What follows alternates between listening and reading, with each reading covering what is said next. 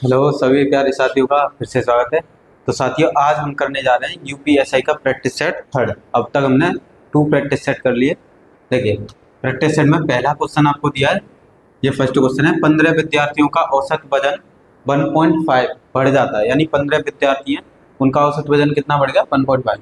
जब 40 किलोग्राम के एक विद्यार्थी को एक नए विद्यार्थी द्वारा प्रतिस्थापित किया, यानी कि एक विद्यार्थी को हटा दिया, दूसरा विद्यार्थी आ गया, तो नए विद्यार्थी का औसत वजन। तो आपको कभी भी नया औसत निकालना हो और आपको पुराना औसत दिया हो तो क्या करना है, जो भी संख्या है विद्यार्थियों की संख्या में मल्टीप्लाई कर देना है। जो वजन बढ़ रहा है या घट रहा है, प्लस बढ़ रहा है तो प्लस और घट रहा है तो फॉर्मूले में माइनस, प्लस नया पुराना औसत, पुराना औसत, ये फॉर्मूला आपको याद रखना है। देखिए कितने विद्यार्थी थे 15, कितना वजन बढ़ा है 1.5, पुराना औसत कितना है 40, कितना दिया हमें 40 का इनका मल्टीप्लाई करेंगे तो हो जाएगा 22.5, ये हो गया 40, इनको प्लस करेंगे तो 62.5 kg, ये हो गया हमारा आंसर। तो ऑप्शन कौन सा होगा, ऑप्शन डी। ये फॉर्मूला आपको याद रखना है, संख्या इंटू जो नंबर बढ़ता है या घटता है, बढ़ता है तो यहाँ प्लस आएगा, घटता है तो यहाँ जो नया व्यक्ति आ रहा होगा उसका वजन, इनको प्लस मल्टीप्लाई कर लेना है और मल्टीप्लाई करने के बाद इनको मल्टीप्लाई करें 22.5 और कितना आ जाएगा 62.5।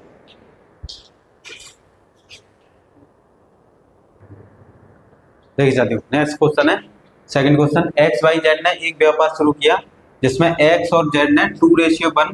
देखिए एक्स और जेड इन दोनों ने 2:1 और एक्स तथा वाई ने 3:2 के अनुपात में पूंजी निवेश की। इनका वार्षिक लाभ 1,57,300। पाई का हिस्सा बताइए। तो इसमें आपको अनुपात सॉल्व करना होगा। देखिए अनुपात का रूल होता है, अनुपात जहां से खत्म वहीं से स्टार्ट होना है। इसमें कॉमन क्या है एक्स, तो इसे उल्टा करके लिख दीजिए जेड एक्स, तो इन नंबर को भी ऐसे कर दीजिए रिवर्स फॉर्म में, इसको लिखेंगे। देखिए ये लिखा है एक्स और वाई इक्वल टू होगा 3:2। रेशियो की कंडीशन होती है जहां से रेशियो खत्म वहीं से स्टार्ट। देखिए एक्स पे खत्म है, एक्स से स्टार्ट। तो देखिए फर्स्ट क्या है हमारा जेड, सेकंड क्या है एक्स और थर्ड क्या है वाई। फर्स्ट क्या था एक्स जेड और सेकंड एक्स और थर्ड क्या था वाई। तो इनका ऐसे करके मल्टीप्लाई कर देना, इसका इसमें मल्टीप्लाई करेंगे 3 × 3, तो जेड की वैल्यू आ गई 3। बीच में इनका मल्टीप्लाई करेंगे 2 × 3 = 6, ये आ गई एक्स की वैल्यू। और लास्ट वाले का लास्ट से मल्टीप्लाई करेंगे 2 × 2 = 4, ये आ गई वाई की वैल्यू। अब इन तीनों ने ऐड करके कितनी राशि निवेश की है, तो देखिए 13 यूनिट, यानी अनुपात में कितनी निवेश की है 30 यूनिट, जिसकी रुपए में वैल्यू कितनी दी है 1,57,300। हमसे पूछा है कि बाई ने कितना निवेश किया, तो बाई ने कितना निवेश किया 4 यूनिट, यानी आपसे 30 यूनिट की वैल्यू दी है और 4 यूनिट की वैल्यू पूछी है। तो इसमें क्या करना है, जिसकी वैल्यू देखिए, जिसकी वैल्यू दी होती है 13 की वैल्यू दी है तो 13 से कर देंगे डिवाइड और 4 से कर देंगे मल्टीप्लाई। 13 से इसमें डिवाइड करेंगे तो देखिए ये कितना हो जाएगा 13 × 1 = 13, 13 × 2 = 26, 1 मल्टीप्लाई 4, इनका मल्टीप्लाई करेंगे तो 0 0 4 2 4 = 8 और ये हो गया 2। देखिए 13 से डिवाइड किया, 13 × 1 = 13, यहाँ पे कितना बच रह गया 2, 13 × 2 = 26 और यहाँ पे 1, 13 × 1 = 13। तो इसे जब डिवाइड करेंगे तो कितना आ जाएगा 2,84,000। तो हमारा आंसर कितना आ गया, बाई की वैल्यू पूछी थी, बाई कितनी यूनिट है 4 यूनिट, तो बाई का हिस्सा कितना आ गया 2,84,000। देखिए ये मल्टीप्लाई सही से नहीं हुआ है, तो मल्टीप्लाई देखिए 0 0 4 × 1 = 4, 4 × 2 = 8 और ये 4 × 1 = 4, यानी यानी कितना आ गया 48,400 रुपीज़। तो कौन सा ऑप्शन हो गया, ए ऑप्शन। तो सबसे पहले आपको इसमें रेशियो फाइंड कर लेना है। रेशियो आ गया, रेशियो को सबको ऐड कर देंगे क्योंकि तीनों ने मिला के रुपए लगाए थे। 13 यूनिट रुपए में किसके इक्वल आ गए, जो आपको तीनों का हिस्सा दिया था। हमसे 4 यूनिट की वैल्यू पूछी, यानी बाई का हिस्सा पूछा है, तो जिसकी वैल्यू पूछी होती है उससे करते हैं डिवाइड और जिसकी वैल्यू दी होती है उससे डिवाइड और जिसकी वैल्यू पूछी होती है उससे मल्टीप्लाई। देखिए थर्ड क्वेश्चन है, रूट में 72, रूट में 18, डिवाइड किससे, रूट 12 से। तो सबसे पहले जो डिवाइड है उसे डिवाइड में लिखेंगे, ये आ गया डिवाइड में 12। अब इसे सेपरेट कर देंगे, एक एक के नीचे अपॉन में रख देंगे, ये 12 और ये हो जाएगा रूट में 18 और ये 12। ठीक है, रूट वाले नंबर को रूट वाले नंबर से डिवाइड कर सकते हैं। इसको डिवाइड करेंगे 12 का 72 में करेंगे तो 6 बार जाएगा, तो रूट में 6। ठीक है, इसको कैंसिल कर देंगे 3 से कैंसिल करेंगे ये हो जाएगा 6 और 3 से कैंसिल करेंगे ये हो जाएगा 4। तो देखिए ये हो गया रूट में 6 माइनस रूट में 6, 4 किसका स्क्वायर रूट है, 2 का। 2 एलसीएम ले लेंगे, तो 2 एलसीएम लेने के बाद 2 आ जाएगा ऊपर, 2 रूट 6 माइनस रूट 6, इसको माइनस करेंगे तो रूट 6 अपॉन 2। तो ऑप्शन कौन सा होगा, ऑप्शन डी। तो हमारा आंसर क्या आ गया, ऑप्शन डी। कोई भी नंबर ऐसे अलग अलग रूट में दिए हैं डिवाइड में, तो आप इसे एक ही रूट लगा के इस तरह से डिवाइड दे सकते हैं। ये प्रॉपर्टी का यूज हुआ है। देखिए साथियों, नेक्स्ट क्वेश्चन है, ए किसी आयताकार मैदान को विकर्ण के अनुदिश 52 मिनट की चाल से चलकर 15 सेकंड में पार करता है। इस तरह से एक आयताकार मैदान है, ये लेंथ है, ये ब्रेड्थ है और ये यहाँ पर दिया है विकर्ण। अब देखिए ये हो गया विकर्ण की लंबाई, तो विकर्ण की लंबाई, यहाँ पे फॉर्मूला लगेगा speed equal to distance upon time. तो हमें गति दी है, गति कितनी दी है हमें, देखिए 52 मिनट में पार करता है, यानी कि 52 मिनट में पार कर रहा है, समय दिया है और 15 सेकंड में। तो 52 मिनट हो गए, मिनट को सेकंड में चेंज कर लेंगे, कितना हो जाएगा, 60 से डिवाइड करेंगे और 15 से मल्टीप्लाई कर देंगे। 15 से ये 4 बार और 4 से ये 13 बार, यानी इस विकर्ण की लंबाई कितनी आ गई, 13। यहाँ पे देखिए ये समकोण त्रिभुज बन रहा है, ये बन गया समकोण त्रिभुज, ये 13 हो गया, ये लेंथ और ये ब्रेड्थ। तो यहाँ पे फॉर्मूला लगेगा पाइथागोरस थ्योरम का, l स्क्वायर बी स्क्वायर, 13 का स्क्वायर कितना हो गया, 169। फिर बोला गया है बी इस मैदान की उसी भुजाओं के अनुदिश 68 मीटर पर मिनट की चाल से चलकर उतने ही समय में, यानी कि 15 सेकंड में पार करता है। बी यहाँ से चला और इसकी भुजा को उसने पार किया इस तरह से। तो नेक्स्ट देखिए बी, अब यहाँ से बी चला है तो बी की दूरी निकाल लेंगे, बी कितनी दूरी चला है, देखिए चाल कितनी दी है 68 पर मिनट है, तो 60 से डिवाइड कर देंगे, उतने ही सेकंड यानी 15 सेकंड में। इससे डिवाइड करेंगे 4 बार और 4 से इसमें डिवाइड करेंगे, तो 4 1 जा 4, 4 7 जा 28, यानी यहाँ से यहाँ तक की दूरी कितनी आ गई 17। फिर हमसे पूछा है कि मैदान का क्षेत्रफल, आयताकार का क्षेत्रफल क्या होता है, लेंथ इंटू ब्रेड्थ। तो देखिए हमें दिया है एल प्लस बी, यहाँ से एल प्लस बी, बी ने कितना चला एल प्लस बी, जो कि कितना आया 70। इन दोनों का स्क्वायर कर देंगे तो L square B square 2LB, इधर स्क्वायर करेंगे तो कितना हो जाएगा 289 17 का। देखिए एल स्क्वायर बी स्क्वायर कितना है 169, तो ये हो गया 169, ये 2LB, ये 289, 169 को इधर ले जाएंगे तो 2LB इक्वल टू 289 माइनस 169, इसको माइनस करेंगे तो 0, इसमें से जाएगा 2 और ये 1, 2 से डिवाइड करेंगे तो क्षेत्रफल, देखिए यहाँ पे लिखते हैं क्षेत्रफल, क्षेत्रफल होता है लेंथ इनटू ब्रेड्थ। 2 से 120 में डिवाइड करेंगे तो कितना आएगा 60, तो क्षेत्रफल कितना आ गया 60। ऑप्शन कौन सा होगा, ऑप्शन डी। थोड़ा कैलकुलेटिव क्वेश्चन था ये। यहाँ से सबसे पहले विकर्ण की लंबाई निकाल ली, विकर्ण की लंबाई कितने 52 मिनट और 15 सेकंड में पार करना है, तो यहाँ से कितना आ गया 30। तो देखिए बी जो है इसकी लेंथ और ब्रेड्थ को पार कर रहा है, यानी एल प्लस बी, बी की दूरी हो गई 68 डिवाइड बाई 60, क्योंकि ये पर मिनट में दिया था, इंटू उसी टाइम में 50, इससे कैंसिल किया 70 बार। अब बोथ साइड यानी L plus B equal to कितना आ गया 17, बोथ साइड स्क्वायर कर दिया, L square B square 2LB, L square B square कितना आ गया 169, इसको इधर ले गए तो 289 में से 169 को माइनस कर दिया, कितना है 120, फिर 2 से डिवाइड दे दिया 120 में, तो क्षेत्रफल क्या होता है एल इंटू बी, जो कि कितना आ गया 60।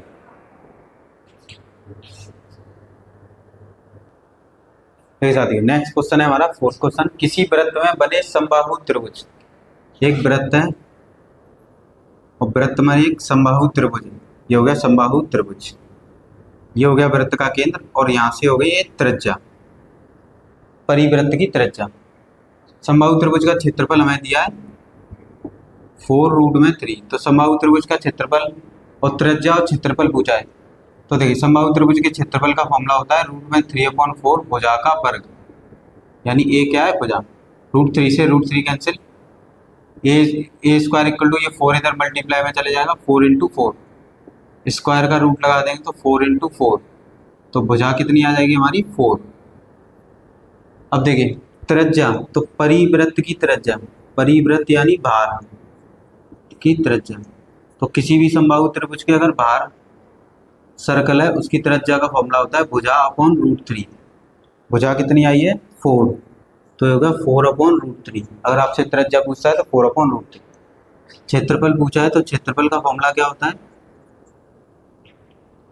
हमसे त्रिभुज का क्षेत्रफल पूछा है तो त्रिभुज सर्कल का वृत्त का क्षेत्रफल तो πr²।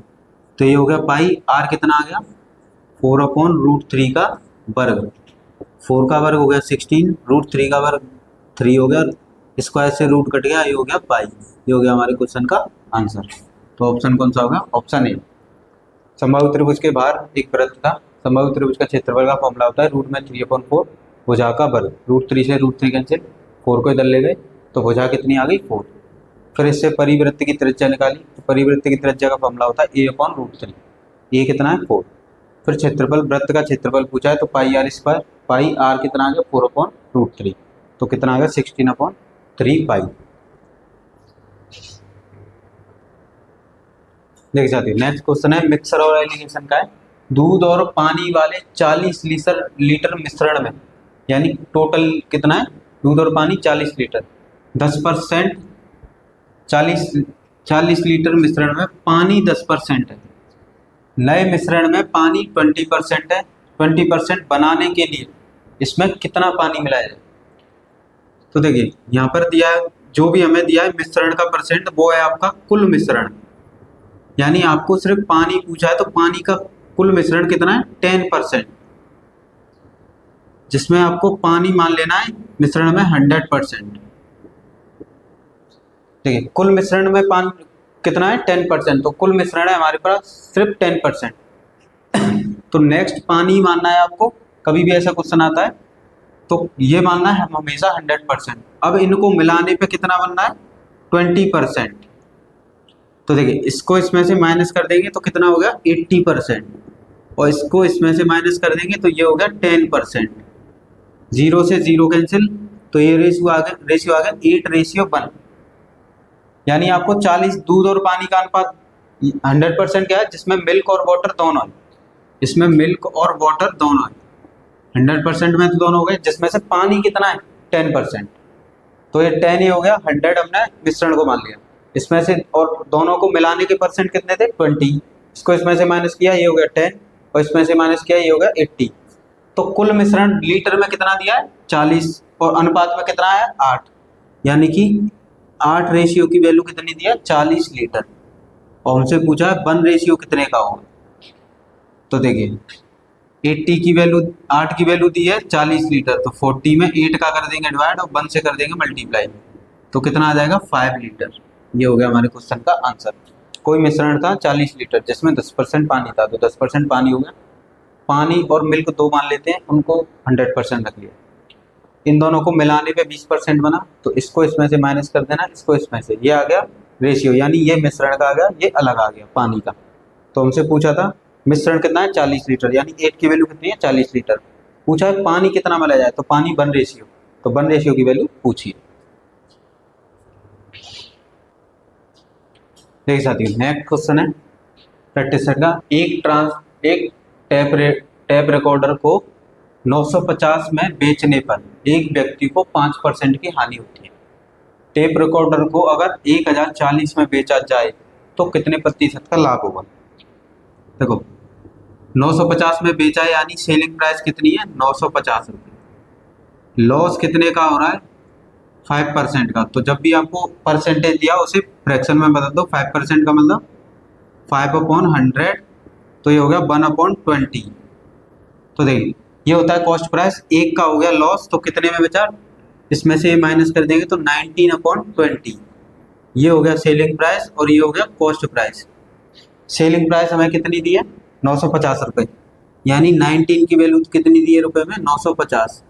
इससे डिवाइड कर देंगे तो 1 यूनिट की वैल्यू कितनी आ गई 50 रुपये। इससे निकाल लेंगे कॉस्ट प्राइस। तो कॉस्ट प्राइस कितना है हमारा रेशियो में 20, 1 यूनिट की वैल्यू कितनी है 50, इसका मल्टीप्लाई कर देंगे तो ये कितना आ गया 1000 रुपये। ये हो गई कॉस्ट प्राइस, यानी रेट टेप रिकॉर्डर की कॉस्ट प्राइस आ गई। सेलिंग प्राइस हमें दी है दूसरी कंडीशन में कि 1040 में बेचेगा तो कितने प्रतिशत का फायदा होगा। तो देखिए कॉस्ट प्राइस कितनी है 1000, 1040 में बेच रहा है तो कितने का फायदा हो रहा है, कितने रुपए का 40 रुपये, किस पर 1000 पर। तो मल्टीप्लाई, इससे 0 से 0 कैंसिल, इससे कैंसिल, तो कितने परसेंट का प्रॉफिट हुआ 4%। ये हो गया हमारे क्वेश्चन का आंसर। सेलिंग प्राइस दी थी, लॉस दिया था, लॉस से हमने सेलिंग प्राइस कॉस्ट प्राइस निकाल ली रेशियो में, और यहाँ से 19 की वैल्यू हुई 950, यहाँ से 1 रेशियो की वैल्यू, तो कॉस्ट प्राइस निकालनी कितनी आ गई रेट टेप रिकॉर्डर की 1000। दूसरी कंडीशन की सेलिंग प्राइस दी थी, इसको इसमें से माइनस कर दिया, 40 रुपये का फायदा हुआ किस पर 1000 पर, तो प्रॉफिट कितना हुआ 4%। एक साथ ही नेक्स्ट क्वेश्चन है 3 की पावर 0 प्लस 3 की पावर -1 अपॉन 3 की पावर -1 3 की पावर 0 का सरलीकरण क्या है। कभी भी किसी भी नंबर्स की पावर अगर शून्य होता है यानी 0 तो उसका आंसर होता है 1। तो देखिए 3 की पावर 0 उसे लिखेंगे 1, इसे लिखेंगे 1/3। पहले हमेशा पावर पॉजिटिव करनी है। ये हो गया 1/3, इसके नीचे कुछ नहीं है तो 1 है, तो ये हो गया 1/3। 3 की पावर 0 ये हो गया 1। अब यहाँ पे एलसीएम ले लेंगे, एलसीएम आ जाएगा ऊपर 3, यहाँ 3 ऊपर आ गया तो यहाँ रहेगा 1, यहाँ भी 3 एलसीएम आ जाएगा तो ये 3 से 3 कैंसिल हो गया 1, यहाँ कुछ नहीं है तो 3 ऊपर चला गया, 3 बन जा 3, 3 से 3 कैंसिल। देखिए 1 और 3 कितना होगा 4, और 1 में से 3 जाएगा -2, इससे कैंसिल कर देंगे तो आंसर कितना आ गया -2। तो ऑप्शन कौन सा हो गया ए ऑप्शन।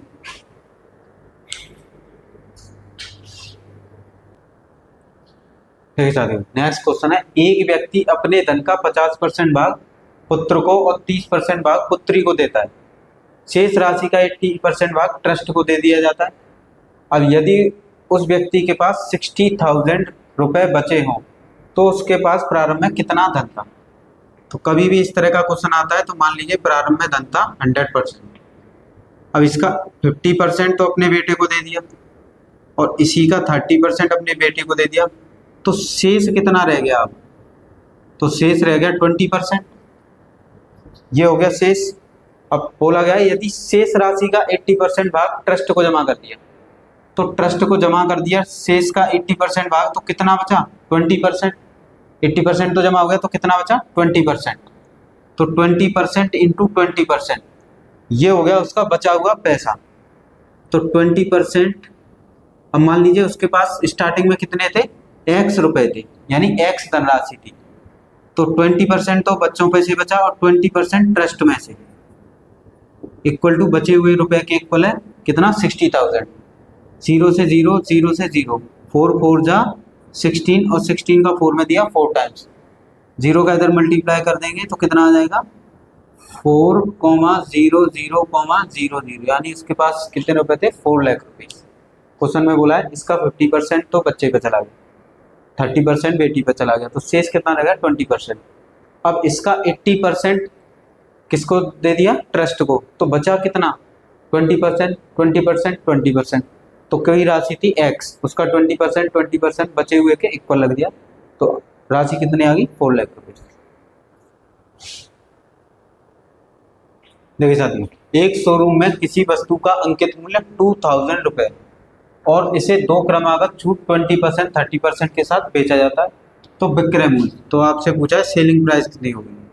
ठीक है, वस्तु का कॉस्ट प्राइस कितना है 2000, पहला डिस्काउंट कितने का 20% का डिस्काउंट दिया, तो 20% का डिस्काउंट दिया तो रुपए कितने के लगे 80 के। सेकंड डिस्काउंट 10% का दिया तो रुपए कितने के लगे 90 के। जो भी डिस्काउंट देता है उसे 100 में से माइनस कर देना। 20% का डिस्काउंट तो इसे 100 में से माइनस कर देंगे कितना 80, 10% डिस्काउंट उसे 100 में से माइनस कर देंगे 90। देखिए 20 से 20 कैंसिल, 20 से 20 कैंसिल, इनका मल्टीप्लाई कर लेंगे, ये कितना हो जाएगा 72 और 72 का 2 से मल्टीप्लाई करेंगे तो 144, यानी सेलिंग प्राइस कितना आ गया 2 डिस्काउंट देने के बाद 1440 रुपीज़। देखे जाते हैं। नेक्स्ट क्वेश्चन है 13 नंबर का क्वेश्चन है, किसी टंकी को भरने में साधारण 8 घंटे का समय लगता है, यानी एक भरने वाला पाइप है, मान लीजिए ए पाइप है जो कि 8 घंटे में भर रहा है टंकी, लेकिन टंकी की तली में छेद होने के कारण, यानी टंकी के पैने में तली में होल है, 2 घंटे का अधिक समय लगता है, यानी 2 घंटे और लगते हैं। तो कोई बी पाइप है 2 घंटे और लगे, मतलब 8 घंटे तो लग रहे थे, 2 घंटे और एक्स्ट्रा लग रहे थे, तो कितने हो गए 10। भाई 8 घंटे तो लग रहे थे, 2 घंटे एक्स्ट्रा लग गए, तो कितने हो गए 10। अधिक समय लगता है यदि टंकी पूरी तरह से भरी हो, तब छेद होल को कितने समय में टंकी को खाली कर देगा। तो ये हो गया खाली करने वाला, ये हो गया भरने वाला। इनका एलसीएम लेंगे, एलसीएम लेंगे कितना आ जाएगा देखिए एलसीएम लेने पे आ जाएगा 40। अब क्या करेंगे, इससे डिवाइड करेंगे 40 में 8 से, तो ये कितने समय में भर देगा 5 आवर में। 10 से डिवाइड कर देंगे तो ये कितने समय में खाली कर देगा 4 आवर में। दोनों को ऐड कर लेंगे, दोनों को कितना आ जाएगा +1, यानी टंकी भरेगी। तो टोटल वाटर कितना था 40 लीटर, इनकी क्षमता कितनी आ गई 1, तो 1 से डिवाइड कर देंगे, यानी कि कितने समय में भर जाएगी 40 घंटे। तो आंसर कितना आ गया 14। देखिए ए भर रहा है 8 घंटे में और बी खाली करेगा 10 घंटे में, दोनों का एलसीएम लिया 40, इसके एलसीएम से डिवाइड किया, यानी ए की जो कैपेसिटी है क्षमता है कितनी है 5 आवर में भर देगा, और इससे डिवाइड किया ये 4 आवर में खाली कर देगा, क्योंकि इसमें होल है। इसमें दोनों की इफिशियंसी यानी क्षमता को इसको इसमें ऐड कर लिया, कितना आएगा +1। +1 का ये मतलब है टंकी भरेगी। तो 40 लीटर वाटर भरना है कितने 1 घंटे में, तो कितने का समय लगेगा 40 घंटे का। देख जाती हूँ, वह न्यूनतम संख्या क्या है जिसमें 4, 5, 6 से भाग देने पर क्रमशः 1, 2, 3 शेष बचता है। जब भी आपसे कहता है न्यूनतम संख्या, तो वहाँ आपको एलसीएम निकालना है। सबसे पहले इन नंबर्स का करना है एलसीएम। एलसीएम करेंगे कितना आएगा 60। अब ये हो गई संख्या, और जो भी शेष फल आए यानी रिमाइंडर, इसमें से उसको माइनस कर देना। तो माइनस करेंगे तो देखिए माइनस करने पे इसमें से माइनस करेंगे कितना आएगा 3, इसमें से माइनस करेंगे 3, इसमें से माइनस करेंगे 3। तो यहाँ पे माइनस करने पे सेम नंबर आए तो पूछता है वह न्यूनतम संख्या। तो जब भी आपसे संख्या पूछी हो तो जो भी एलसीएम आए, अगर ये प्लस का 3 है तो प्लस कर दीजिए, माइनस का आ रहा है तो माइनस। तो 60 में प्लस कर देंगे 3, तो कितना हो जाएगा 63। तो आंसर कितना हो गया डी ऑप्शन। इन संख्याओं का एलसीएम लिया, जो भी शेषफल है इनमें से माइनस किया, माइनस करने पे शेषफल सेम आए, तो जो भी एलसीएम आएगा उसमें इस शेषफल को ऐड कर देंगे। देखिए मिनट की सुई 7 सेंटीमीटर है, इस तरह से घड़ी होती है, ये होता है केंद्र, और यहाँ से होती है मिनट वाली सुई। मिनट वाली सुई, जो भी मिनट वाली सुई होती है वो होती है त्रिज्या, हमेशा याद रखना है, जो कि कितना दी है 7 सेंटीमीटर, ये भी त्रिज्या ये भी त्रिज्या। मिनट की सुई द्वारा 30 मिनट में तय क्षेत्रफल, तो यहाँ से बनता है सेक्टर त्रिज्यखंड, और त्रिज्यखंड का क्षेत्रफल होता है त्रिज्यखंड का क्षेत्रफल होता है πr² इंटू θ/360। तो यहाँ आपको एंगल निकालना है। तो देखिए कोई भी मिनट वाली सुई है 60 मिनट में 360 का एंगल कवर करती है कंप्लीट। तो हमसे कितना दिया है 30 मिनट, तो इसको 2 से कैंसिल कर देंगे दोनों को, तो ये हो जाएगा 30 मिनट, इधर कितना हो जाएगा 180 डिग्री, यानी 30 मिनट में कितने का एंगल चलेगी 180 डिग्री। ऐसे क्वेश्चन में आपको एंगल निकालना होगा। देखिए ये हो गया, पाई की वैल्यू होती है 22/7, आर क्या होता है जो मिनट की सुई की लंबाई होती है, ये हो गया 7 × 7, ये हो गया 180, ये 360। देखिए 7 से 7 कैंसिल, 0 से 0, इससे ये 36 2 बार कैंसिल, और 2 से ये 11 बार, तो 11 × 7 कितना हो गया 77। तो आंसर कितना आ गया 77 मीटर स्क्वायर। कभी भी आपको घड़ी से क्वेश्चन आता है तो आपको जो मिनट की सुई की लंबाई होगी वो त्रिज्या होगी, यानी यहाँ पे आपको याद रखना है त्रिज्यखंड बनेगा, यानी सेक्टर, एरिया ऑफ सेक्टर पूछा है ये वाला। इसमें आपको एंगल निकालना है, तो 60 मिनट में 360 डिग्री का एंगल चलती है, तो हमें दी थी क्वेश्चन में 30 मिनट, तो 2 से दोनों को कैंसिल कर दिया, 30 मिनट में कितने का चलेगी 180 डिग्री का। ये फॉर्मूला होता है pi r square into theta upon 360। Pi की वैल्यू 22/7, रेडियस हमें दी थी 7 इंटू 7 क्योंकि स्क्वायर है, थीटा कितना 180, इनको कैंसिल आउट कर लिया तो आंसर कितना आ गया 77। देखिए साथियों नेक्स्ट क्वेश्चन है, एक पहिया नमा खिलौने का व्यास 14 सेंटीमीटर है। देखिए इस तरह से आपको ये दिया है व्यास, व्यास क्या होता है त्रिज्या का 2 गुना, जो कि कितना दिया है 14 सेंटीमीटर। चक्करों की संख्या n है जो कितनी दी है 15। तो दूरी बताइए, तो यहाँ आपको एक फॉर्मूला याद रखना है, दूरी इक्वल टू होता है परिधि इंटू चक्करों की संख्या, चक्करों की संख्या ये फॉर्मूला होता है, ये फॉर्मूला आपको याद रखना है। परिधि देखिए परिधि से ही तो चक्कर लगाए जाते हैं, परिधि कितनी होती है 2πr और चक्करों की संख्या n। तो देखिए 2r की वैल्यू कितनी दी है 14, पाई की वैल्यू होती है 22/7 मल्टीप्लाई चक्करों की संख्या कितनी है 50, 7 से ये 2 बार कैंसिल हो गया, तो 2 × 22 × 15, इसका मल्टीप्लाई करेंगे ये हो जाएगा 30 और 22 में मल्टीप्लाई करेंगे इसका तो हो जाएगा 666 तो चक्करों की दूरी कितनी आ गई 6600। ये फॉर्मूला याद रखना है परिधि इंटू चक्करों की संख्या, क्योंकि पहिया जब परिधि लगाएगा परिधि से ही क्या लगाता है चक्कर, तो ये परिधि क्या होती है दूरी सर्कल की, तो 2πr 2 और r की वैल्यू दी थी 14, पाई की वैल्यू 22/7, इसको इससे कैंसिल कर दिया और इनका मल्टीप्लाई कर दिया तो दूरी कितनी आ गई 660 सेंटीमीटर।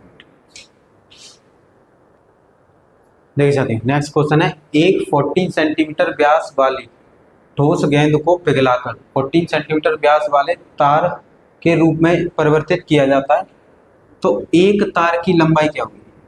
देखिए इनसे बोला गया कि इसका व्यास है 14 सेंटीमीटर, तो त्रिज्या कितनी हो गई 7 और इससे एक तार बनाया जाता है और तार होता है बेलनाकार यानी सिलेंड्रिकल, और इसकी भी रेडियस कितनी है, इसका भी व्यास कितना है 14, तो त्रिज्या कितनी हो गई 7, क्योंकि त्रिज्या का आधा व्यास का आधा क्या होता है त्रिज्या। कभी भी एक चीज से दूसरी चीज मेल्ट करके बनाई जाए यानी कि पिघलाकर, तो उनके आयतन समान रहते हैं हमेशा, तो जो गोले का आयतन होगा, गोले का आयतन वो इक्वल हो जाएगा बेलन के आयतन के, बेलन का आयतन। कभी भी एक चीज से दूसरी चीज बनाई जाए पिघलाकर मेल्ट करके तो उनके आयतन बराबर रहते हैं। गोले का आयतन का फॉर्मूला होता है 4/3 πr³, πr³। इसका फॉर्मूला होता है πr² h, क्योंकि देखिए त्रिज्या दोनों की इक्वल है 7 तो r रख लेते हैं। देखिए पाई से पाई कैंसिल, यहाँ r 2 टाइम्स है यहाँ 3 टाइम्स है, तो इधर एक r बच गया। कैंसिल क्यों कर दी त्रिज्या, क्योंकि ये भी 7 है ये भी 7 है, और अलग अलग होते तो नहीं कैंसिल होते। देखिए यहाँ पे कितना बचा 4/3 एक r बचा ना, और r की वैल्यू कितनी दी है 7, और यहाँ पे कितना रहेगा h, इसका मल्टीप्लाई करेंगे तो 7 4 जा 28/3, तो ऊंचाई कितनी आ गई 28/3।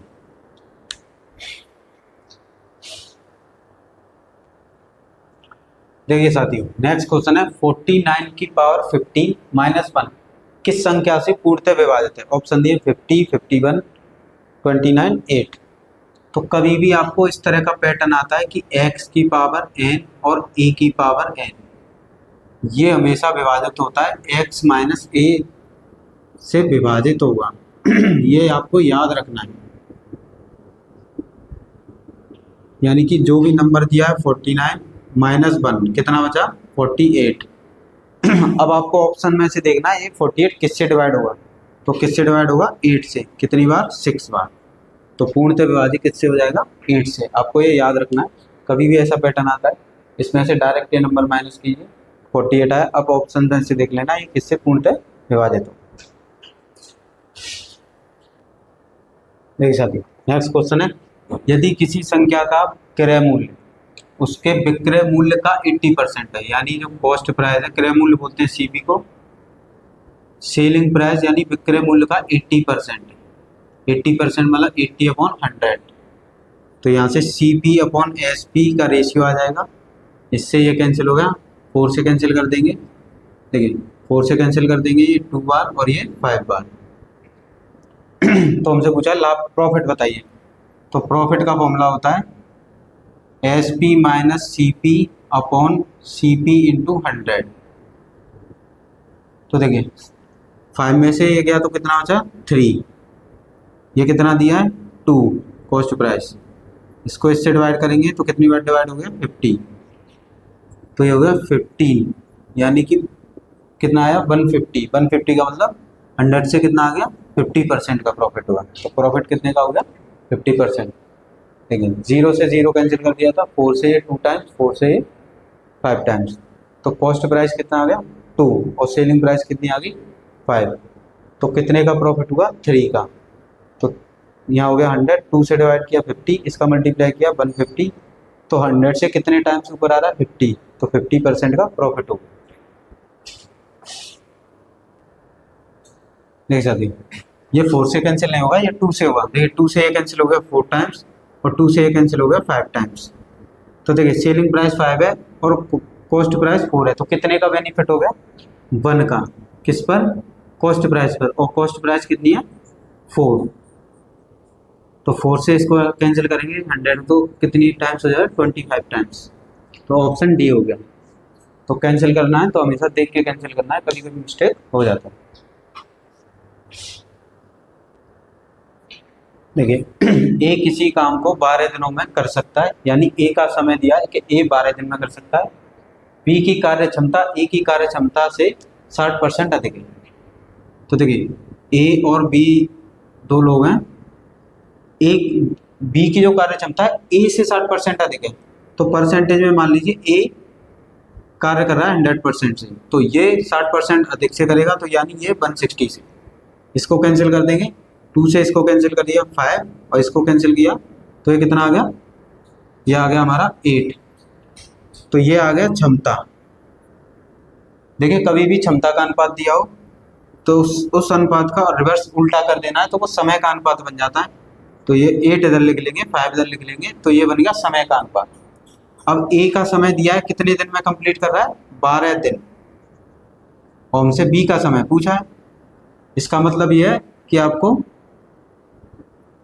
8 की वैल्यू दी है 12, तो 12 में 8 से कर देंगे डिवाइड और 5 से कर देंगे मल्टीप्लाई, 4 से कैंसिल करेंगे तो 4 से ये कैंसिल हो जाएगा 3 टाइम्स और 4 से 2, 5 3 जा 15 अपॉन 2, इसको कैंसिल करेंगे तो 7 अपॉन 1/2 डेज। तो आंसर कौन सा होगा ए ऑप्शन। यहाँ पे हमें क्षमता दी थी तो क्षमता का रिवर्स कर दिया, उल्टा कर देंगे तो वो समय का अनुपात बन जाएगा, क्योंकि समय दिया था ए के दिए थे 12 दिन, यानी 8 अनुपात की वैल्यू आपको 12 दी थी और 5 रेशियो की वैल्यू पूछी थी।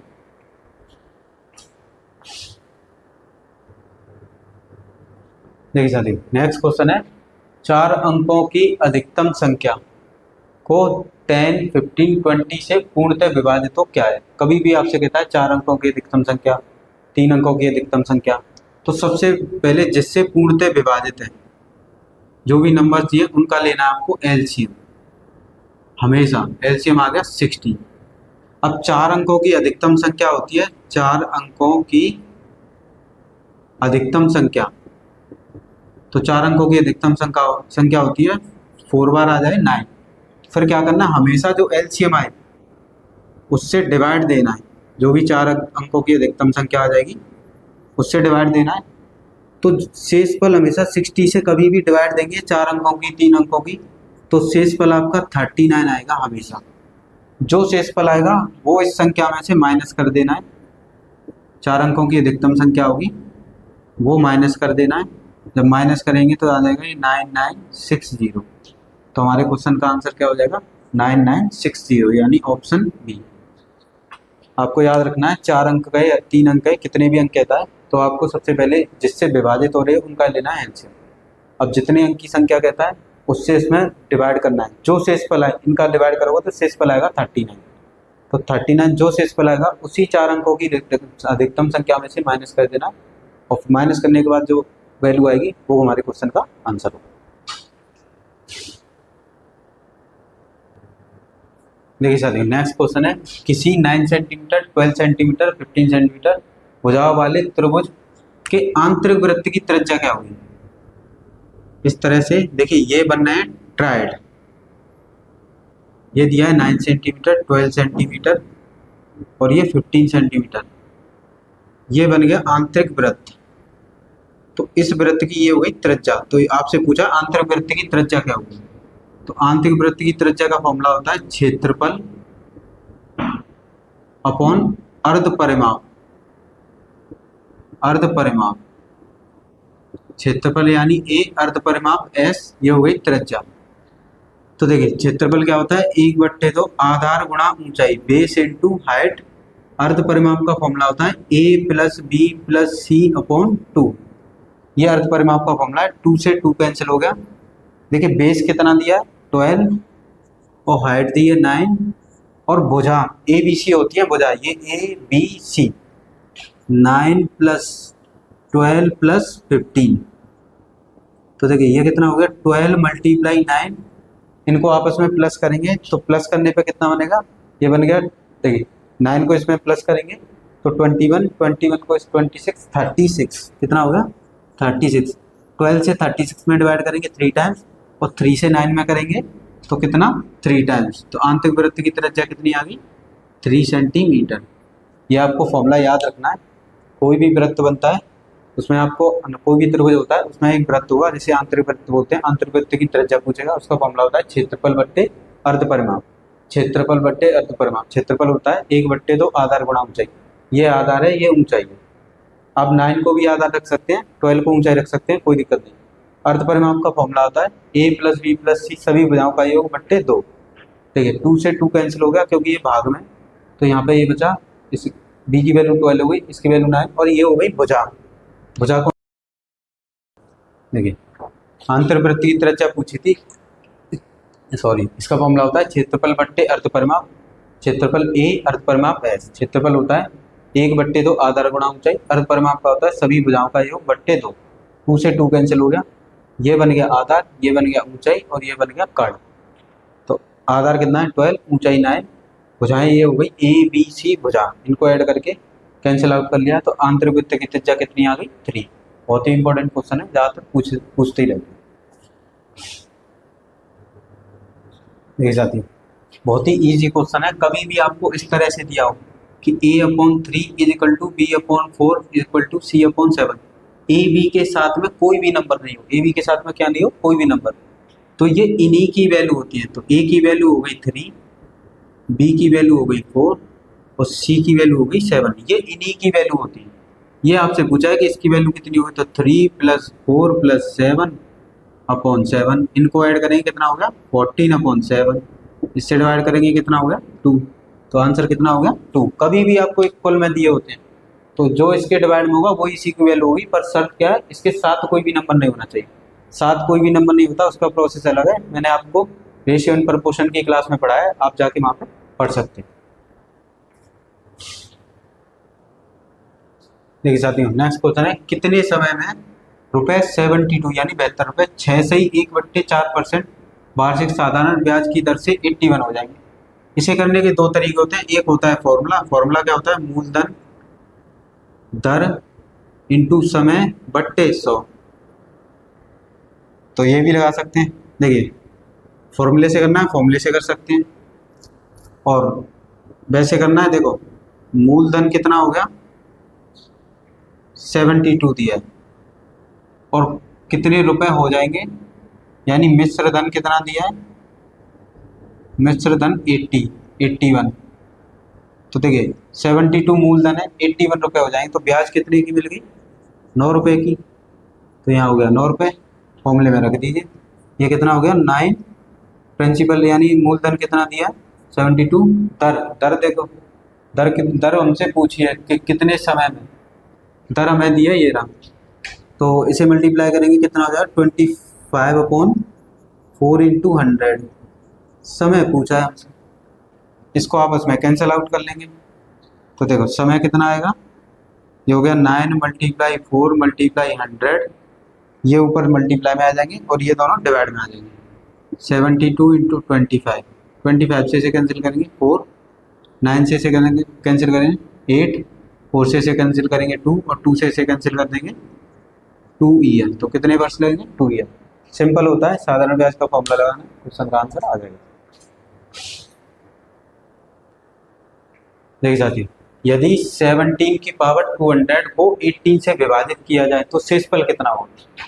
कभी देखिए नंबर सिस्टम का क्वेश्चन है, तो नंबर सिस्टम का क्वेश्चन कभी भी आता है तो देखिए आपको 18 से इस नंबर को डिवाइड करना है कि प्लस का रिमाइंडर बचे और माइनस का, हमेशा 1 रिमाइंडर बचाना है। तो देखिए ये 18 से छोटा नंबर है तो माइनस का 1 शेषफल बचेगा और उसकी पावर है प्लस, इसकी पावर है सम संख्या, और सम संख्या माइनस की पावर होती है तो आंसर कितना आता है? 1। तो इसका आंसर कितना होगा? 1। यानी कि आपको कभी भी ऐसे करके डिवाइड करना हो तो या तो इस नंबर को डिवाइड करने पे प्लस का शेषफल बचना चाहिए 1, या माइनस का भी बचा सकते हैं 1। 1 के अंदर कोई भी अगर शेषफल बचता है तो क्वेश्चन का आंसर टफ हो जाता है, इसीलिए 1 ही बचाना है। तो इससे देते कि 17 को डिवाइड किया -1 बचा, और -1 की पावर 200 है तो माइनस की पावर सम संख्या होती है तो आंसर क्या आता है? +1। देखिए साथियों, नेक्स्ट क्वेश्चन है, यदि m की पावर 4 प्लस 1/m की पावर 4 119 दिया है तो m माइनस 1/, पूछा है।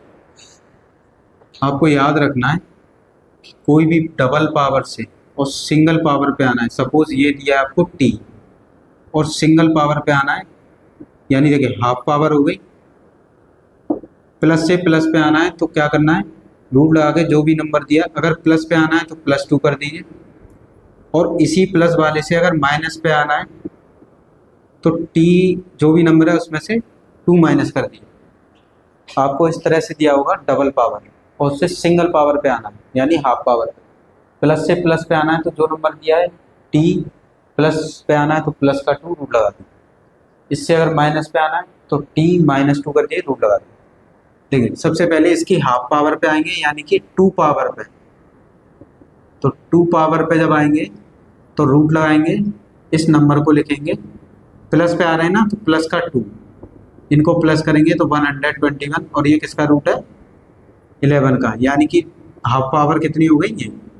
अब इससे पूछा है माइनस, अब इससे हाफ पावर पे आएंगे। अब हमारा क्वेश्चन ये बन गया, यहाँ से अब हाफ पावर पे आएंगे तो क्या करेंगे? रूट में लगाएंगे वो नंबर, माइनस पे आना है ना तो माइनस का 2, तो ये कितना हो जाएगा? 9, और रूट में से किसी नंबर को निकालते हैं तो प्लस माइनस लिख देते हैं, तो आंसर कितना हो गया?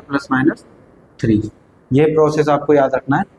इसके लिए कंप्लीट अलजेब्रा का मैंने सिलेबस कराया हुआ है, आप कंप्लीट अलजेब्रा कर सकते हैं। किसी भी एग्जाम में आपका एक भी क्वेश्चन नहीं रहेगा कभी भी, तो मेरे चैनल पर जाके वहाँ पे आप कंप्लीट अलजेब्रा, परसेंटेज वगैरह सब कुछ कर सकते हैं, जो कि यूपीएसआई, यूपी पुलिस कांस्टेबल और जितने भी एग्जाम है, SSC, CGL, MTS, railway group D, NTPC, all exam के लिए मैथ कराया। मैथ आपके लिए बेनिफिट रहेगा, किसी भी प्रैक्टिस की कोई भी नीड नहीं पड़ेगी और आपने ये सिलेबस कर लिया था। देखिए साथियों, नेक्स्ट क्वेश्चन है, हमें दिया है x/y यानी रेशियो में दिया है 2/3 और इसकी वैल्यू पूछी। देखिए कभी भी आपको इस तरह से रेशियो में दिया तो इसकी सिंगल पावर दी है, कितनी? सिंगल पावर, और ये भी सिंगल पावर है, तो ये डायरेक्ट आप इनकी वैल्यू रख सकते हैं, यानी x की वैल्यू 2 है और y की वैल्यू 3 है। तो यहाँ पे डायरेक्ट पुट करेंगे, x की वैल्यू 2 और y की वैल्यू 3। यहाँ पर x की वैल्यू 2 और y की वैल्यू 3। यहाँ पे इनका मल्टीप्लाई करेंगे, 3 2 जा 6, 3 2 जा 6, 6 को 6 में ऐड किया कितना हो गया? 12। यह कितना हो गया? 9 2 जा 18, 3 5 जा 15, दोनों को ऐड किया कितना हो गया? 33। इसे 3 से कैंसिल कर देंगे, ये 4 बार, ये 11 बार, तो आंसर कितना होगा? 4/11। कभी भी सिंगल पावर की वैल्यू दी हो तो डायरेक्ट यही वैल्यू पुट कर सकते हैं।